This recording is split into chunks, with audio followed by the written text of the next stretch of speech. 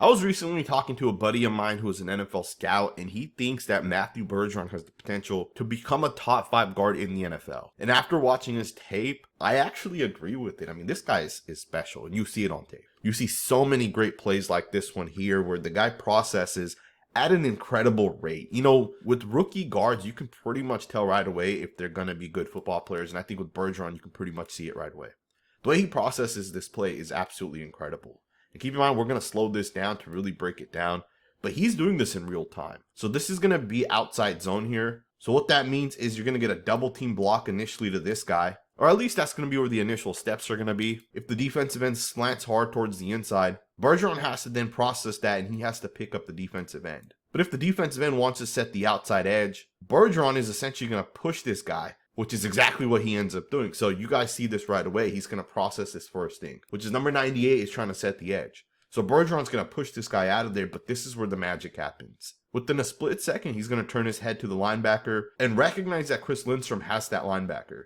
And then from there, he's going to pick up the safety. So think about all he's doing. Right away, he's going to first and foremost go out to that defensive lineman. He's going to recognize the defensive lineman's going to try to set the edge. He's going to get that head to the inside. He's going to try to pick off the linebacker. Chris Lindstrom has the linebacker. So instead of picking off the inside linebacker, he's going to then turn his head to the safety. And on top of that, he's going to give his running back the lane to the inside.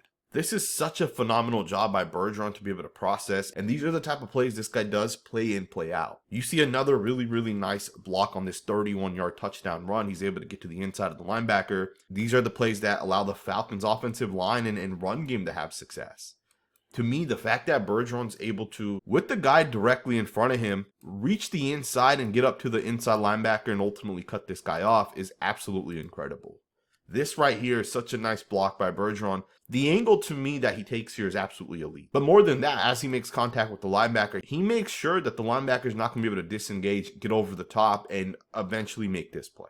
Because if you guys keep an eye on that linebacker relative to the running back, as the running back cuts this back to the inside, if the linebacker is able to get over the top, the linebacker is able to stop this from ultimately being a 31-yard touchdown. It'd be a gain of about 15 to 20 yards, which is still a really good play. But the fact that Bergeron's able to reach, and keep in mind, some people think this is one of the best linebackers in the NFL. And Bergeron's so fast, he's so quick, he's so explosive. But again, these are the type of blocks you see on this guy's tape, play in, play out. And these are the type of blocks that actually make me feel Bergeron will become one of the top 5 guards in the NFL. With the rookies, you can pretty much see it right away. And I think with Bergeron, it's pretty clear on tape. This guy's an absolutely incredible football player. Now, that doesn't mean he doesn't have things where he'll have to improve and get better. We'll talk about that at the end of this video. But I want to show you guys this next play here first. One of the things Bergeron does really well is his ability to reach block. So on this one here, he has a 3 technique lined up, and he's going to get in front of the 3 technique. He's going to flip the hips. That's going to allow the running back to pick up 7 yards on 1st and 10. Now here's the thing that sticks out to me about this play. The defensive tackle here, Kalijah Kancey, is lined up in the 3 technique. So what that means is Kancey's responsible for the B gap. His responsibility is to make sure if the running back's going to try to run this to the left, that he stays here within this gap and force this run back to the inside. Now, of course, with that being stated, Bergeron's responsibility is to hook off number 94, right? So to get in front of this guy to give the running back that lane. Now, keep in mind, Kalijah Kancey is also a rookie, but he's a really fast, quick, explosive rookie. Very good as well. I think that Kalijah Kancey has top 10 potential as a defensive tackle. But this just shows you that Bergeron can do things like this. It shows you that this guy's fast enough to cut off probably the most athletic defensive tackle in the NFL. The guy that probably has the quickest first step. And that's how explosive Matthew Bergeron is, right? So to me, this is such an impressive rep. One of the things that sticks out is this guy does this to anybody. Anybody lined up in the 3 technique, maybe they're shaded in the 1 technique to the inside, and he has an inside reach. The guy's a phenomenal reach blocker when it comes to the run game. Alright, guys, check this next play out. Bergeron's going to do a really nice job with the angle that he's going to take to cut off number 50, the linebacker, and this play is going to hit for a touchdown. And this play is 100% because of Bergeron. The play does not hit if Bergeron does not do exactly what he does. So on this play here, Falcons are going to run pin pull, which is essentially a toss play to the right.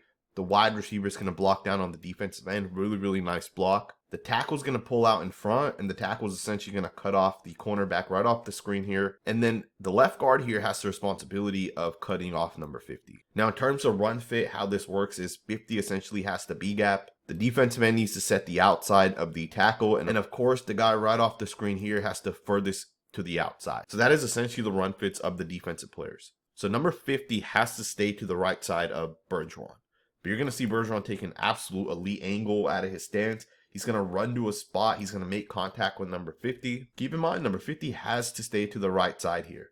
If number 50 stays in that gap, 26 is going to set the outside. You got a safety coming on the backside. You can theoretically stop this play to a gain of just a couple of yards, assuming they're able to tackle the running back. But look at how Bergeron essentially is able to get out in front of 50, and look at how Bergeron's going to flip the hips. And that right there, the way he works to the outside of number 50 with the footwork is a really, really nice thing. To me, I love how he's able to make contact with these guys. The right hand's going to land on the left shoulder pad. The left hand's going to land to the backside of the right arm. And with that, as soon as he grips onto number 50, look at the footwork to be able to just turn. To me, this is just a really, really nice job once again by Bergeron. Because of that, the running back gets that outside lane. Just a beautiful job by the guard here. I do want to switch focus. I do want to get into some of his pass blocking. Alrighty guys, let's go ahead and get right into Matthew Bergeron's ability in pass pro. I think this guy's a pretty good pass blocker, but this is going to be the one area he can continue to improve in. Now, there are different elements to pass blocking. It's not just one category. For example, being able to handle defensive line games, being able to anchor down against power, being able to process information in front of you when guys might delay blitz or whatever it may be. There's just so many different aspects to pass pro. But one of the things Bergeron does a really good job at is mirroring guys. When he's able to get in front of guys and guys are going to try to spin or try to utilize different moves, he does a good job being able to counter that and being able to stay in front of it. And the reason why he's able to do it is because he's really, really fast with the feet. He's very quick. He's able to move. And we see that in his run game, but it also applies to pass pro. So you see a lot of plays where he's able to handle when guys are trying to utilize different types of moves. So again, Bergeron does a really nice job being able to stay in front of people, mirror people, and shut it down. And this is one of those examples here. Here's another one. He's going to have Quinnen Williams lined up in the long three technique. Once again, he's going to do a great job staying in front of Williams. And Williams is going to try to utilize a move where he's going to try to throw Bergeron to the side. It doesn't work. Williams is also going to try to rip, or at least that's what it looks like. And again, Bergeron does a great job with the hands. The hands are going to land perfectly. Williams is going to try to disengage here. You're going to see him right there try to throw Bergeron to the side. And as he's trying to throw Bergeron to the side, the left arm, it looks to me like he's trying to get it in there to rip potentially. And you'll see the right arm of Bergeron's locked in to, I believe, is the chest plate. And the left arm of Williams is not able to break through there because of the right arm that Bergeron has connected. And you can see it essentially just shuts this play down. It's a good job to me. There's a little bit of pressure. We'll talk about Matthew Bergeron and how he has to continue to develop the strength a little bit later on. But he does a great job with his movement. He does a great job latching on to guys. And when he gains that latch, he does a great job with the hand placement. And a part of why he does a great job latching on, one of the reasons why he's able to do a really good job with the hands is because he's quick. He's fast. He processes well. So on this play here, he's going to do a great job going up against DeForest Buckner, who's one of the best pass rushers in the NFL. You're going to see Bergeron get his hands to Buckner. And as soon as he gets those hands on Buckner, Buckner's going to fork up the hands. So Bergeron lands the left hand. Buckner's going to fork up with the right hand right there. He's breaking that contact. But Bergeron does a great job. Left hand's going to come right back down underneath and he grabs on once again. So to me, this is a great job by Bergeron. Now, he doesn't do a really good job with keeping the feet moving, but it's understandable. Buckner's one of those guys that knows how to gain leverage. So Bergeron's not going to beat Buckner 100% of the time in his rookie season. But it's still a really nice job to recover and make sure the quarterback's able to get the pass off on 3rd and 9. So again, great job with the hand placement. Great job after he gets forked up to bring the hands right back and recover within the rep. And to give the quarterback enough time, he's able to get the pass off. Now, as we're talking about his technique and his hand placement, I think Bergeron's a really well-coached offensive lineman. And I think Dwayne Ledford is one of the best offensive line coaches, and I think he's a big reason why Bergeron, and it's not just Bergeron, it's all the offensive linemen, but I think Ledford's a big reason why a rookie left guard can come into the NFL, play over 1,100 snaps, and have a lot of success. And I also think there's a big reason why Bergeron's already able to do these type of things. Now, he does give up a little bit of pressure on this play, but there's an element within this play, right? So he's going to essentially do a great job recovering. And unless it's pointed out, you guys might not realize it, but you guys will see here, he does a great job because he is getting pushed back. He is losing the snap early on. He does a good job trying to recover within it. Now, he can continue to develop this aspect of his game, but what's going to happen is number 92 is going to get the hands to the inside. You can see right away both hands land to the inside, and Bergeron's going to end up in a bad spot because 92 gets the hands to the inside. And Bergeron does not like the fact that he's essentially getting bull rushed. So as he's getting bull rushed, as 92 lands the hands to the inside, keep an eye on the right hand of Bergeron and look at how he brings it around. And look at how he's going to bring that arm all the way around to the inside chest plate right there. And then look at his body kind of turn a little bit. You see the right knee drop a little bit as well right there. Essentially, he's trying to recover and he's trying to shut down the bull rush. And this is actually a pretty good job. Obviously, he has to continue to get stronger. And I think as he continues to get stronger, this technique will work a lot better. In 2 or 3 years, this technique is going to allow him to shut down some of the strongest defensive linemen in the NFL. But again, the fact that he's already coached enough to know how to do this technique, in my opinion, is impressive because I watch a lot of offensive linemen in the NFL. And a lot of guys, when they're getting bull rush, don't know how to get to this technique, right? To bring that right arm back underneath. Jeff Stoutland talks about it all the time. Bedenbow of Oklahoma talks about it all the time. These are the little things that you got to teach your offensive linemen early on because these are the little things that are going to help them recover. You can see another one here where Bergeron's going to try to recover once again. The hands don't land great. And he's in a really bad spot right away. As soon as he gets out of his stance here, he's in a really, really bad spot. But again, he's going to try to bring that left arm around. And you can see that when he does bring that left arm around, it does put him in position where if the quarterback had a little bit more awareness, maybe takes a couple steps to the right to avoid the pressure, may have not counted as an actual pressure on Bergeron. I think this one technically counts as a pressure. Although that doesn't really matter to me. I like the technique aspect of it. Just a really, really nice shot, right? So Bergeron does a good job being able to recover. But again, I really, really like the fact that Bergeron's already doing the little things on tape. All right, the technique elements of it to me is impressive. He's also a really good processor when it comes to defensive line games. He understands how to pass people off properly. He understands what he has to do to make sure that guys aren't put into a bad spot. He's going to do a really nice job here handling the stunt. On this play, what's essentially going to happen is the defensive end, defensive tackle are both going to stunt towards the inside. And number 96 here specifically is going to stunt into Bergeron. And he's going to try to get Bergeron off balance. And Bergeron's going to see it and he's going to do a really good job of being able to take that on. And then he's also going to pass it off to the center. And as he passes it off to the center's in a really good spot because Bergeron essentially took it on. He took on the power. And as he passes it off, it's just really, really nice and clean. And the quarterback's able to get the ball out. And this one here was 3rd and 5, and this one's going to end up going for 56 yards. So it's a great job by the offensive line. Here's another one. Once again, you're going to see Bergeron do a great job processing the game. There's essentially 4 guys that he could ultimately pick up after he processes it. We'll slow it down. It's a little bit easier to see here. You're going to get 1, 2, 3 guys that Bergeron's going to have to really keep an eye on. And as this play begins, Bergeron's going to take the guy lined up right in front of him. He understands the guy already is stunting towards the outside, so he has to pass off number 95. And after he passes him off, he has to keep an eye on 41 as well as the linebacker. Although the linebacker is dropping off here, he's going to pass off number 95. He's going to keep his eyes on Josh Allen, who could theoretically come back to the inside. Allen's going to drop off. He's going to get his eyes to the center, and he's going to end up helping the center. So again, just a great job processing. Passing one guy off, keeping his eyes on the most immediate threat, and if he doesn't come, then helping the center. When it comes to just being an overall processor, Bergeron's a really, really good processor. He does a really nice job. Now, this is a great play here to kind of see the processing, as well as segmenting into what he needs to continue to develop. Because although he sees things, sometimes he's not able to stop it because he might not be strong enough. And I do think that Bergeron has a really, really good base. He has a really good foundation. And if he puts the work in this offseason, if he puts the work in going into his 3rd season, and if he's able to just continue to get stronger, I think he has a good base where he's going to be able to handle power really, really well. But he did have moments on tape where he struggled.